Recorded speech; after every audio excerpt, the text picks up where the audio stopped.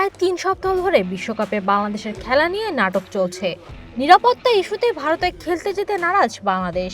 ভারতের পরিবর্তে শ্রীলঙ্কায় ভেন্যু পরিবর্তন কিংবা গ্রুপ অদলবদল করে দেওয়ার দাবি জানিয়ে আসছে বিসিবি। তবে বিসিবির আবেদনে এখনো কোনো সাড়া দেয়নি আইসিসি। এরই মধ্যে যুব ও ক্রীড়া এবং আইন উপদেষ্টা আসিফ নজরুল আরও একবার স্পষ্ট জানিয়ে দিলেন নিজেদের অবস্থান। লাইফে কখন কি হয় গ্যারান্টি আছে, তাই ইন্স্যুরেন্স করুন সিটি ব্যাংকে, কারণ ইন্স্যুরেন্স করলে সিটিতে সুরক্ষা পাবেন নিশ্চিন্তে। সচিবালয়ে সাংবাদিকদের সঙ্গে আলাপকালে আসন্ন টি-20 বিশ্বকাপে বাংলাদেশের অংশগ্রহণ এবং ভারতের ভেন্যু নিয়ে সৃষ্ট জটিলতা নিয়ে ক্রীড়া উপদেষ্টা জানান, আইসিসি যদি ভারতীয় ক্রিকেট বোর্ডের চাপের কাছে মাথা নত করে বাংলাদেশের উপর অযৌক্তিক কোনো শর্ত চাপিয়ে দেয়, তাহলে বাংলাদেশ সেই অযৌক্তিক শর্ত মেনে নেবে না বলেও জানান ক্রীড়া উপদেষ্টা।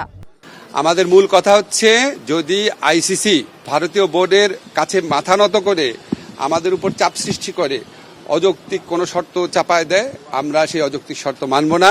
আমাদেরকে ভারতে খেলাতে বাধ্য করা যাবে না। এছাড়া নিরাপত্তার অজুহাত বা কূটনৈতিক কারণে ভেন্যু পরিবর্তনের নজির আগেও রয়েছে বলে উল্লেখ করেন উপদেষ্টা। এর আগে এমন উদাহরণ আছে, পাকিস্তানে ভারত খেলতে যাবে না বলেছে, আইসিসি ভেন্যু চেঞ্জ করেছে। আমরা অত্যন্ত লজিক্যাল কারণে ভেন্যু চেঞ্জের কথা বলেছি। এদিকে সাম্প্রতিক সময়ে গুঞ্জন ছড়িয়েছিল যে বাংলাদেশ যদি ভারতে গিয়ে খেলতে রাজি না হন, তবে তাদের পরিবর্তে স্কটল্যান্ডকে বিশ্বকাপের সুযোগ দেওয়া হতে পারে। এ প্রসঙ্গে সাংবাদিকদের প্রশ্নের জবাবে উপদেষ্টা জানান, বাংলাদেশের পরিবর্তে টি-20 বিশ্বকাপে স্কটল্যান্ডকে দেওয়া হচ্ছে এমন কোনো তথ্য তিনি পাননি।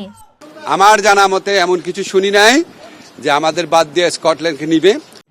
ভারত ও বাংলাদেশের বিরোধের সূত্রপাত হয় যখন বিসিসিআই নির্দেশে কলকাতা নাইট রাইডার্স তাদের স্কোয়াড থেকে মোস্তাফিজুর রহমানকে বাদ দেয়। সেই সিদ্ধান্তের কোনো কারণ জানানো হয়নি। এরপর সরকার বাংলাদেশে আইপিএল সম্প্রচার নিষিদ্ধ করে এবং বিসিবি আইসিসিকে চিঠি দিয়ে জানায় যে তারা ভারতে টি-20 বিশ্বকাপ খেলবে না। এখন পর্যন্ত সেই অবস্থানে অনড় রয়েছে বাংলাদেশ ক্রিকেট বোর্ড। নিবেদিতা বিনতে ওয়াদুদ, ওয়ান স্পোর্টস ডেস্ক।